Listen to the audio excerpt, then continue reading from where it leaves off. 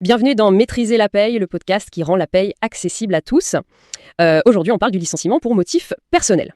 Ouais, on pense souvent qu'il suffit d'une simple erreur ou d'un petit désaccord pour licencier un salarié, mais en fait, est-ce vraiment si simple devant la loi? Pas du tout, et nous allons décrypter les règles strictes de ce licenciement, de la cause réelle et sérieuse jusqu'au motif totalement interdit pour sécuriser vos procédures. C'est parti.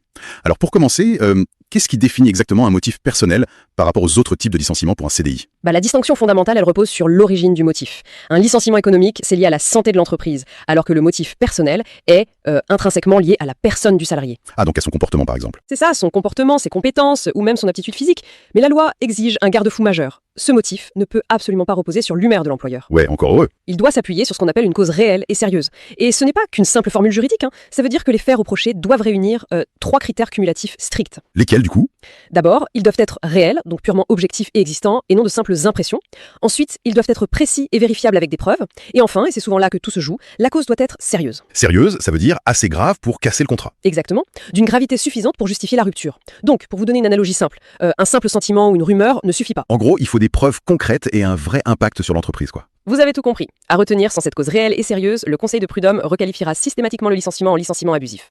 On reconnaît certains cas précis, comme la faute, l'insuffisance professionnelle ou l'inaptitude validée par le médecin du travail. Même la maladie, ça peut être un motif usuel? Ah, attention, on ne licencie jamais pour la maladie en elle-même, c'est interdit. C'est uniquement si l'absence prolongée perturbe gravement le fonctionnement de l'entreprise et nécessite un remplacement définitif en CDI. D'accord, je vois la nuance. Et j'en profite pour préciser un point important, il n'y a aucune obligation légale d'avoir 3 avertissements avant de licencier, contrairement à une vieille croyance populaire. Un seul acte très grave peut suffire. C'est dense tout ça, vous avez un support visuel pour s'y retrouver? Oui, je vous offre le chapitre complet, 8 infographies qui décodent tout, du bulletin au barème de saisie, et 40 questions de quiz corrigés pour valider vos acquis. L'outil parfait pour passer de la théorie à la pratique, le lien est en description. Mais revenons au sujet. Justement, si la cause réelle et sérieuse, c'est la règle, est-ce qu'à l'inverse, il existe des lignes rouges absolues à ne surtout pas franchir? Ok oui, et là on entre dans le domaine de la nullité. Franchir ces lignes rouges, ça entraîne l'annulation pure et simple du licenciement par le juge. L'annulation, carrément. Carrément. C'est le bouclier suprême du droit du travail. On parle ici des protections fondamentales, comme toute forme de discrimination ou la violation des libertés fondamentales. C'est-à-dire? Genre la liberté d'expression? Voilà.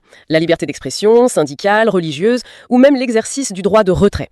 Il est aussi formellement interdit de licencier en lien avec la maternité, la paternité, un accident du travail, ou pour avoir fait grève. D'accord, mais est-ce qu'il y a des cas d'annulation peut-être moins connus ou très spécifiques pour illustrer un peu la portée de cette loi? Absolument, il y a des situations très spécifiques prévues par le législateur. Par exemple, le refus d'une mutation géographique dans un pays qui incrimine l'homosexualité. Ah oui, c'est hyper précis. Très précis.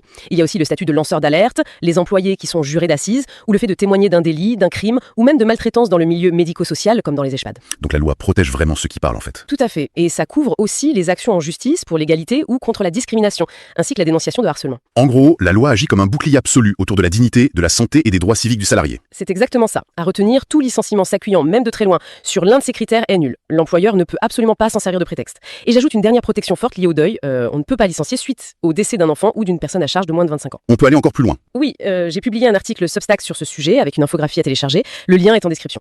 Continuons. Avec tout ça, comment, concrètement, on annonce le motif valable au salarié? Il y a un canal officiel? Oui, et tout se joue lors de la notification du licenciement. Elle est obligatoirement envoyée par lettre recommandée avec accusé de réception. C'est le fameux courrier qu'on redoute, quoi. C'est ça.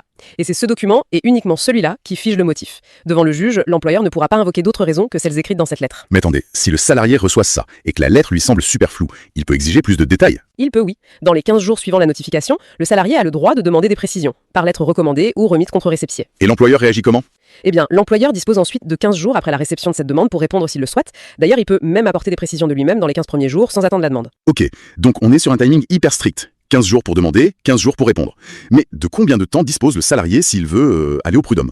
Alors, à retenir, le délai de contestation global est de 1 an. Un an tout pile. Oui, mais attention à la nuance juridique. Ce délai de 1 an démarre à la notification initiale, sauf si le salarié a demandé des précisions. Ah, ça décale tout. Exactement. Dans ce cas précis, le compte à rebours démarre seulement à l'envoi de la seconde lettre de l'employeur. Ok, hyper clair. Dernière question rapide. Que décide exactement le juge prud'homal si le salarié gagne? Le juge a 2 options en fait. Soit il condamne l'employeur à des sanctions financières pour licenciement injustifié si la cause réelle et sérieuse manque, soit il annule totalement le licenciement s'il repose sur un motif interdit. C'est tranché au moins. Pour aller encore plus loin, mon livre Maîtriser la paix édition 2026 transforme la complexité en visuel clair. Avec 50 infographies pour tout comprendre et 250 questions corrigées, vous avez enfin les clés pour maîtriser chaque calcul. Le lien est en description pour commander votre exemplaire. Soutenez ce nouveau podcast avec une note 5 étoiles et un avis sur votre application d'écoute. Ça aide d'autres à nous trouver. Merci de nous avoir écoutés. On se retrouve demain pour un nouvel épisode. Prenez soin de vous. À demain sur Maîtriser la paye.